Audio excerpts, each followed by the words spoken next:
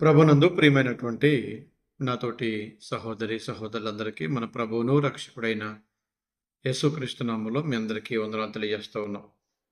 ప్రియులారా, మీతో కలిసి ప్రతిరోజు దేవుని యొక్క వాక్యాన్ని పంచుకునే అవకాశాన్ని దేవుడు నాకు ఇచ్చారు.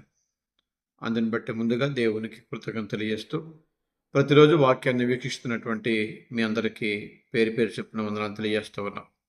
ప్రియులారా, హనుమాన్ జంక్షన్ క్రీస్తు సంఘం ద్వారా ప్రసారమయ్యేటువంటి ఈ ప్రసంగాలను, ఈ మాటలను మీరు వింటూ గ్రహిస్తున్నారని, దేవుని పొందుకుంటున్నారని మేము సంతోషిస్తూ ఉన్నాం.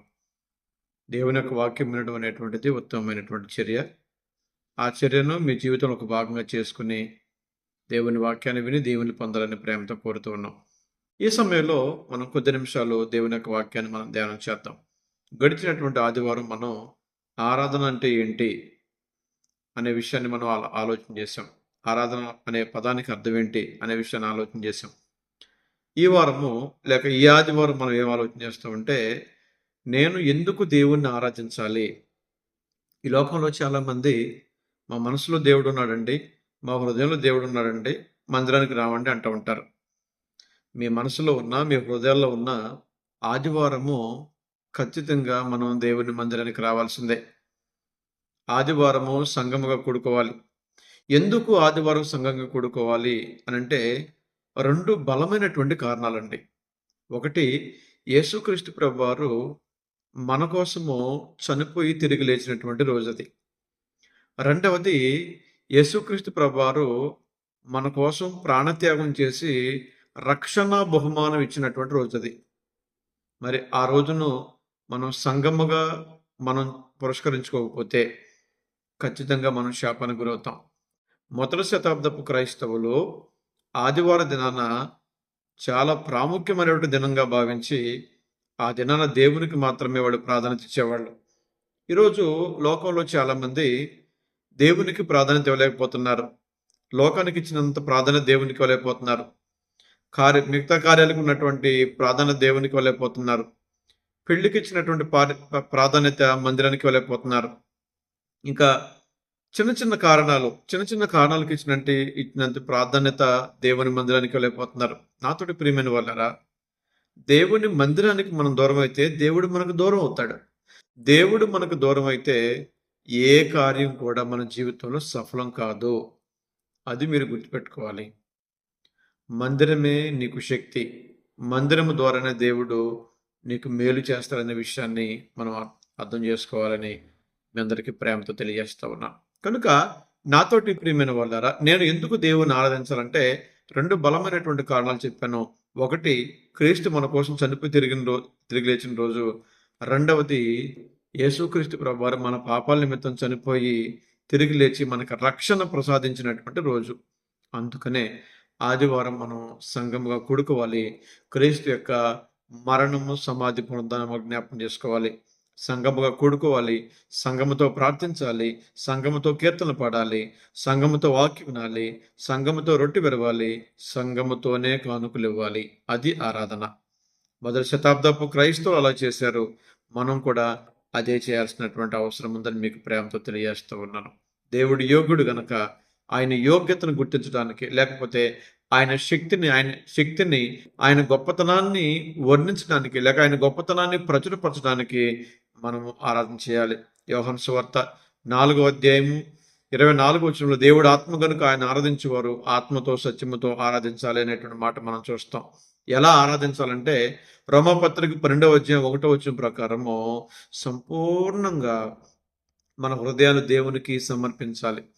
సంపూర్ణంగా మన జీవితాలను దేవునికి సమర్పించాలి. ఎందుకంటే ప్రకటన గ్రంథం 4వ అధ్యాయం 11వ వచనం ప్రకారము ఆయన యోగ్యుడు గనుక, ఆయన ప్రేమమయుడు గనక, ఆయన గొప్పతనాన్ని చాటిస్తూ, ఆయన యోగ్యతను చాటిస్తూ మనము దేవుణ్ణి ఆరాధించాలని మీకు ప్రేమతో తెలియజేస్తూ ఉన్నాను. ఎప్పుడైతే దేవుని యోగ్యతను మనం చాటించమో, ఎప్పుడైతే ఆయన గొప్పతనాన్ని మనం వర్ణించమో, ఎప్పుడైతే దేవునికి మనం మొదట ప్రాధాన్యత ఇవ్వమో, ఖచ్చితంగా దేవుడు కూడా మనకి ప్రాధాన్యత ఇవ్వడు. దేవుడు నీకు ప్రాధాన్యత ఇవ్వకపోతే, దేవుడు నీ కార్యాలు సఫలం చేయకపోతే, మరి ఎవరు చేస్తారు నీ కార్యాలు సఫలం?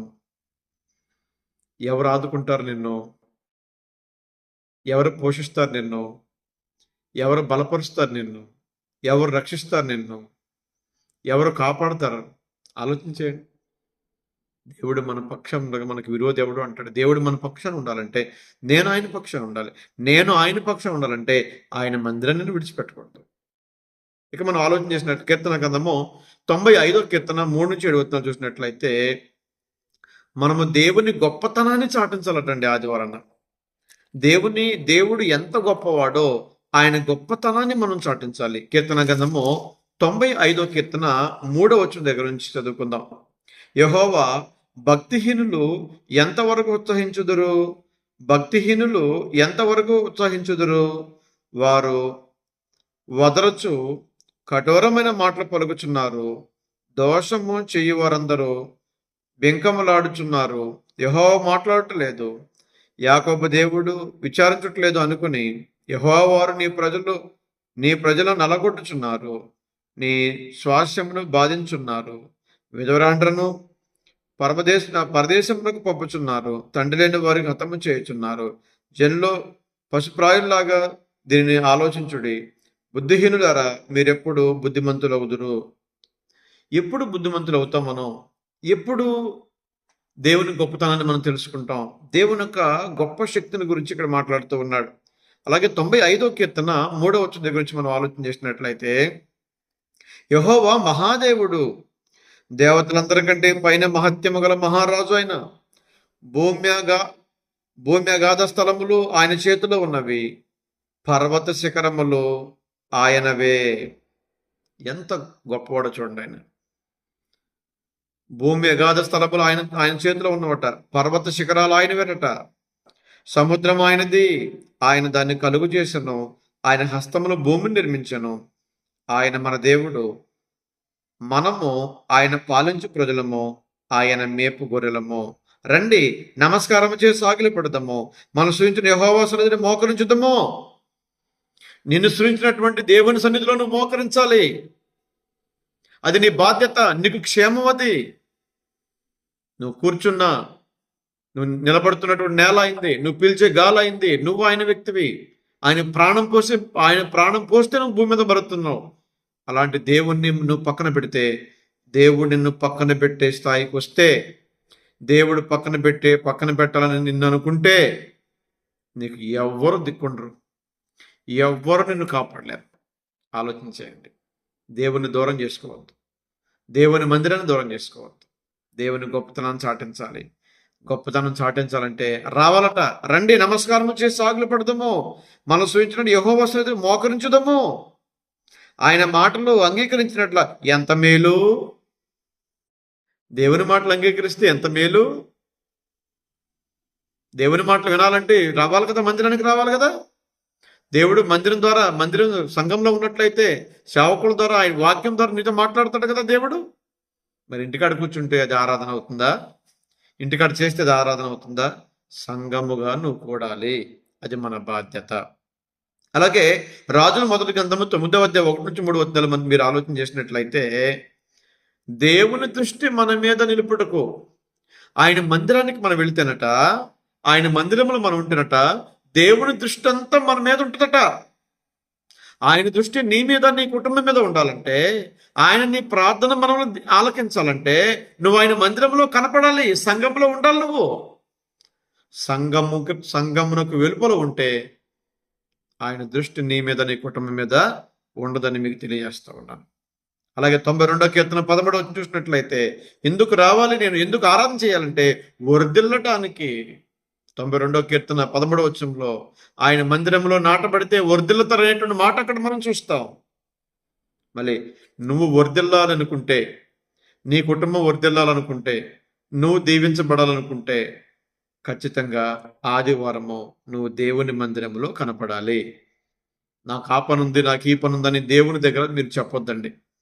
దేవునికి అన్ని పనులు తెలుసు, అన్ని పరిస్థితులు దేవుడు చక్కబెట్టగలడు, అన్నీ ఆయన చేయగలడు. నువ్వు ఆయనకు ప్రాధాన్యత ఇస్తేనే నీకు ఆయన ప్రాధాన్యత ఇస్తాడు. అది మీరు జ్ఞాపకం చేసుకోండి. అలా కీర్తన గ్రంథం 65వ కీర్తన 4వ చదివినట్లయితే, మేలు చేత తృప్తి పరుస్తున్నట ఆయన మందిరంలో ఉంటే. మేలు చేత తృప్తి పరుస్తున్నట ఆయన మందిరంలో ఉంటే. ఒకటి, ఆయన యోగ్యతను చాటించడానికి రావాలి. రెండవది ఆయన గొప్పతనం చాటించడానికి రావాలి. మూడవది ఆయన దృష్టి మన మీద నిలపడానికి రావాలి. నాలుగవది వర్ధిల్లడానికి రావాలి. ఐదవది దేవుడు మేలు చేత మనం తృప్తిపరచాలంటే ఆయన మందిరానికి నువ్వు నేను రావాలి. ఎలా రావాలి? సంపూర్ణంగా రావాలి.